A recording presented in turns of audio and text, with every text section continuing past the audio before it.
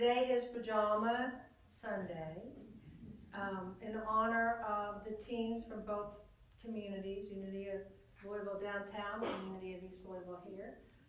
We spent the night. They had a wonderful time, I do believe. They did a little bit of a jam, musical jam last night. They did some karaoke and singing and dancing and played games and ate pizza and hot dogs and s'mores and I don't know what those other things y'all ate were. They took little baby cheeses and melted them and put them on crackers with green chili. Jam, green chili jam. Yeah, it was good. And I was here with them all night.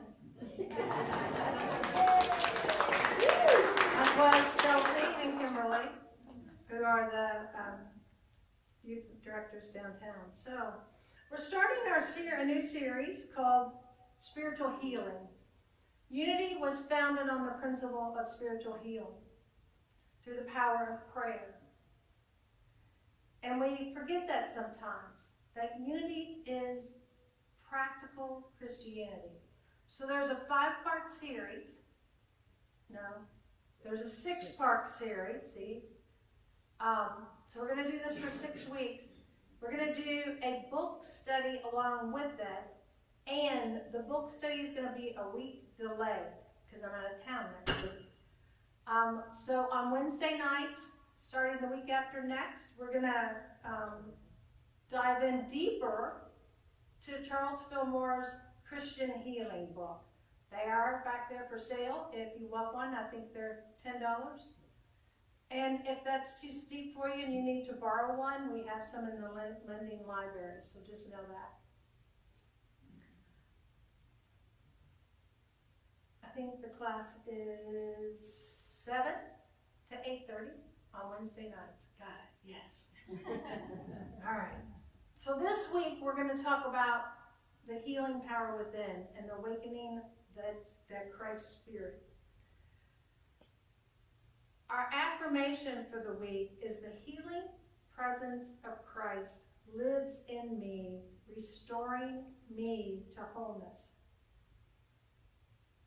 Now, as you all know, we affirm things 3 times, and then we let it go. So for those of you who may be new to Unity, affirmative prayer is the type of prayer that we use in Unity. And it's to affirm and kind of cement into us, our minds and our physical bodies, our truth. Right? That absolute truth, which is principle, and sometimes that truth is called God. And so I'm going to ask you all to affirm with me. And I'll say it first, and then I'll say together, okay? The healing presence of Christ lives in me, restoring me to wholeness. Together. The healing presence of Christ lives in me, restoring me to wholeness. And there are handouts back there. I don't know if I've said this or not. I might lose my train of thought today. That have the 6 weeks listed with the affirmation every week and a practice for you to do at home. I'm going to tell you that now because I might forget. So in honor of Reverend Gwen, we have homework. And the homework sheet is in the back. There we go. So when we begin this journey on returning to our wholeness and healing our own mind, body, and spirit, it starts with spiritual realization, right? We have to realize that we're out of balance. We're not living in harmony. And I don't know about you all, but I see that a lot in the world. Right? And what happens is if we are living out of balance, there's a cause and effect, right? So that if we're out of balance, our families can be out of balance, our church communities can be out of balance, the city can be out of balance, the world can be out of balance because we're all out of balance in our thinking. So we have to come back into balance. And in unity, we do that through affirmations and prayer. It starts with the understanding that that one power, that one presence is alive in each of us. And it is our duty and our responsibility to be accountable and to do our daily practices by connecting with that inner guidance, that inner spirit, that in unity we call Christ, right? That's our responsibility for humanity. Everybody take a breath. I know. But it's the one divine, intelligent power in the universe. And it shows up as inspiration. So when you do that daily work and you connect with that divine being and presence that is you alive as you, moving in and through you always, you are inspired. Because you tap into this knowing, this allness of everything that is, and are inspired through your own gifts, your own uniqueness, to live from that place of wholeness. Nobody can do it but you. Within you is the power. And when you realize that and you connect with that wholeness, then it's all good that's going to unfold. And I'm going to say, sometimes in the unfoldment, we get caught up in it, and our ego can play, right? Anybody ever have an ego play? When you know that what you're doing is the right and perfect thing, but yet it doesn't turn out quite the way you thought it might be, right? Example, I don't know if I probably shared this one before. I did a treasure map a long time ago, and in Unity we don't treasure map things, we only treasure map the mental capacity that we want, right? So we use a lot of words, and there could be pictures, but it's usually pictures of nature and divineness. I wanted a new car. I knew what kind of car I wanted. We were treasure mapping, and I thought, well, I'm going to put this car on there. I didn't look at the car. I just wanted to manifest a car. So I did that. About 2 weeks later, that silver Grand Prix that was on that board showed up. For a second, my husband's like, ooh, we're going to go buy this car. I'm like, no, that's not the car I want. But that's the car we're going to get because he buys all the cars because he's the car guy. Yeah. And so we had this thing going on, and we ended up buying the car. Now, this was the exact car that I put on my treasure map that I did not want. And yet,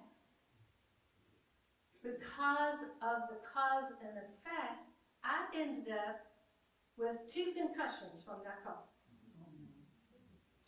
Both times hitting my head as I was getting into the car that I did not want, but manifested, right?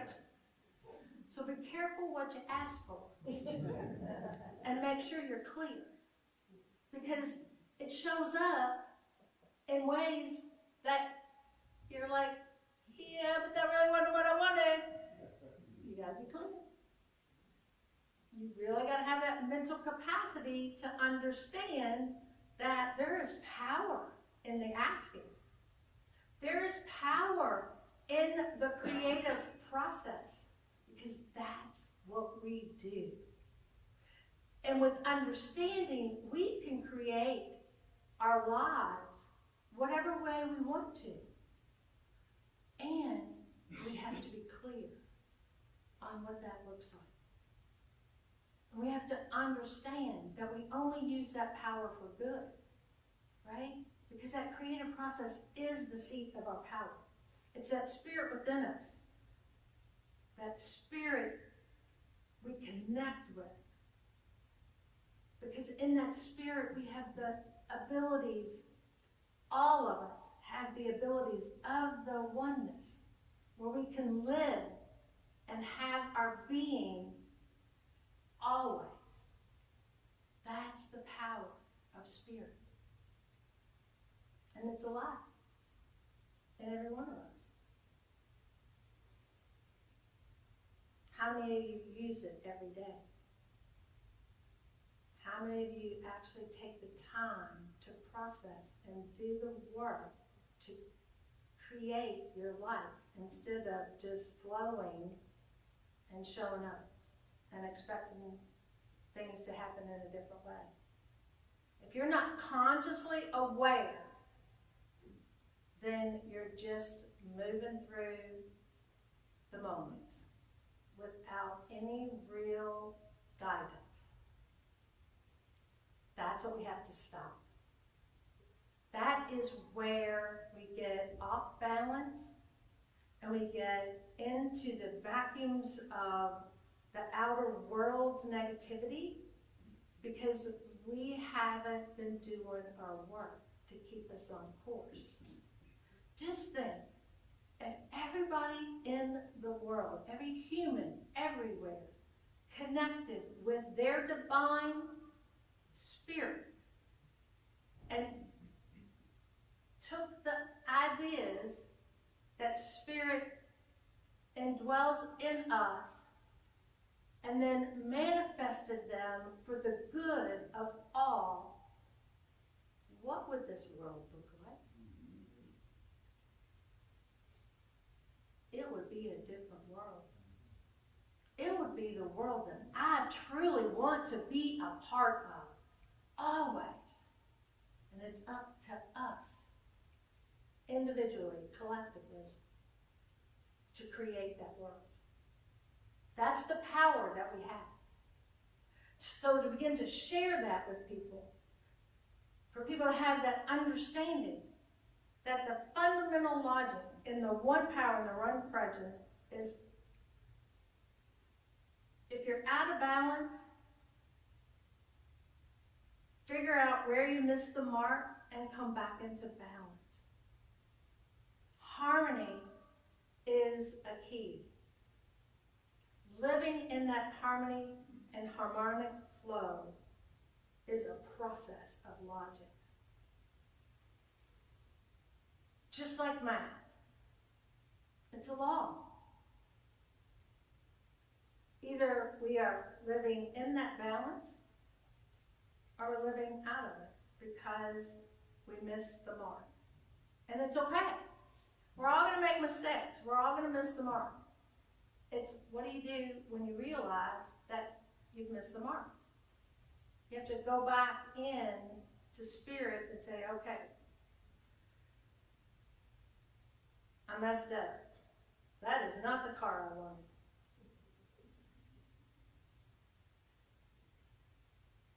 What is in my highest good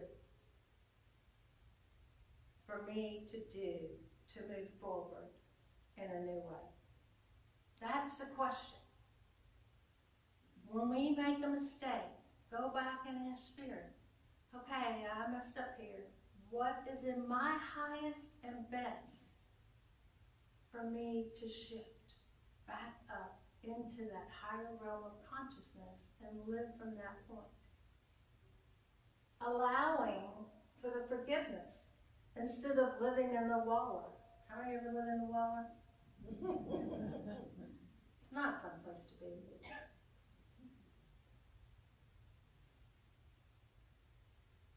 Charles Fillmore says in Christian Healing, you have to know the principles you mentally perceive are true. By holding to the principle and insisting upon its accuracy, you open the way to a fuller understanding of it. You will also be shown the cause of the errors in demonstration. So when we go back in and we say, okay, I'm lost. I don't know what I was thinking. I wasn't thinking, maybe. What's the new way? Where's the new journey? What's the new path?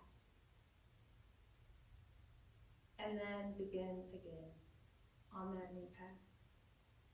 Because that unfoldment of the inner spirit, that inner guidance,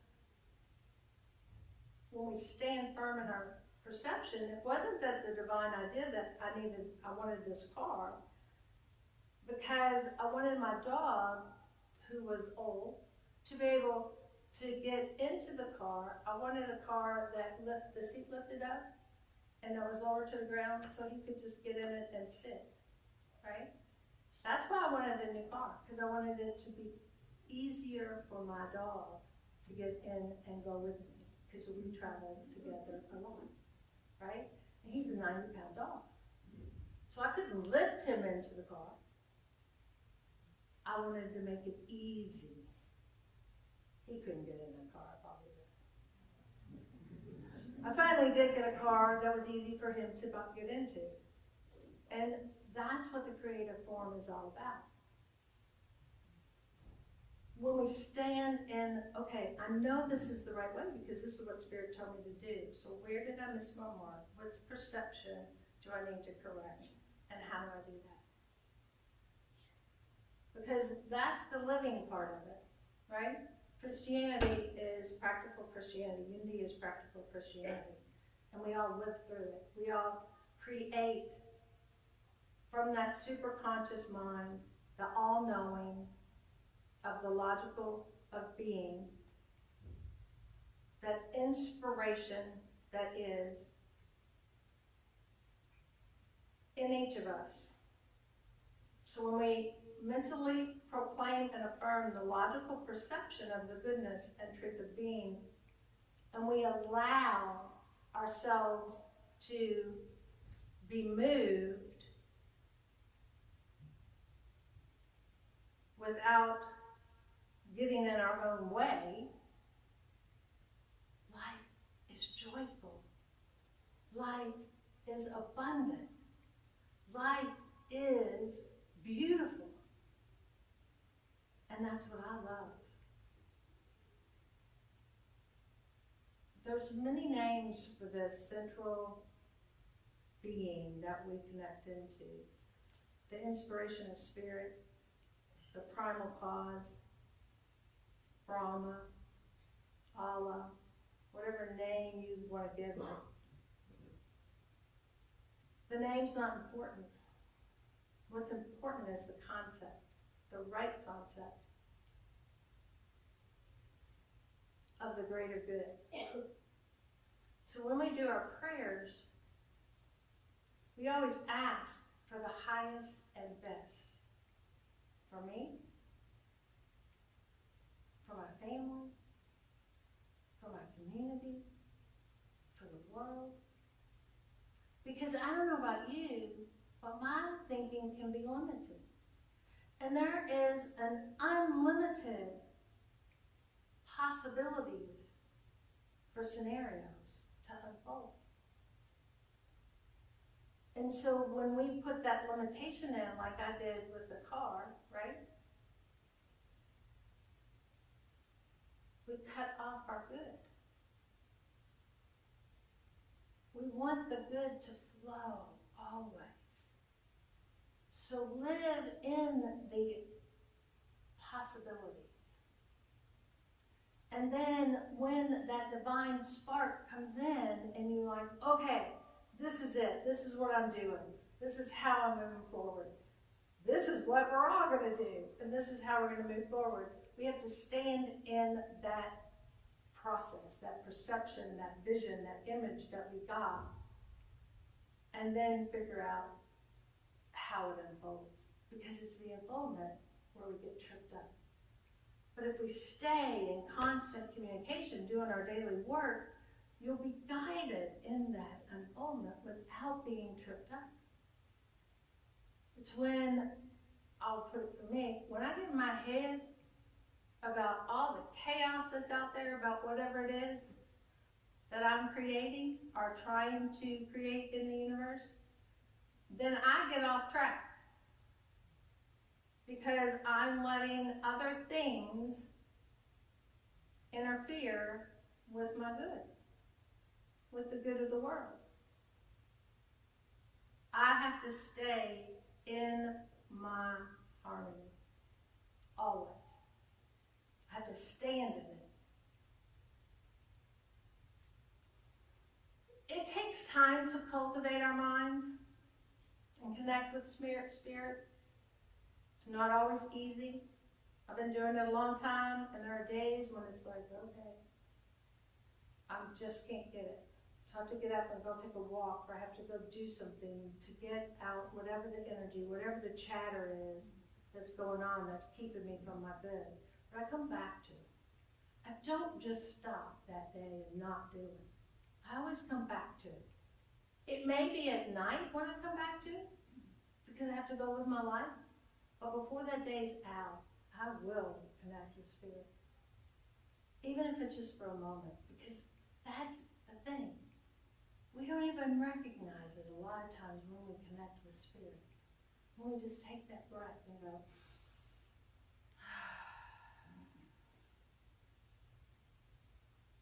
and find that peace. Sometimes it's as simple as that. Connecting and being at peace. You don't have to sit for 20 minutes, for an hour, for a century, your lifetime. But you do have to take time to connect to the reality of who you are and that essence of your spirit. Because that's where the unlocking of the mysteries of creation occurs. And without that, we wouldn't have this great trio up here, these elder blooms, had they not tapped in to the creative process and come together to manifest their trio, right? But that's what they did. Whether they know it or not, or whether we know it sometimes or not, that's what happens. That's just kind of the unfoldment, because we step into it and we keep stepping into it and we stay on track. Even in the chaos of it, we stay on track.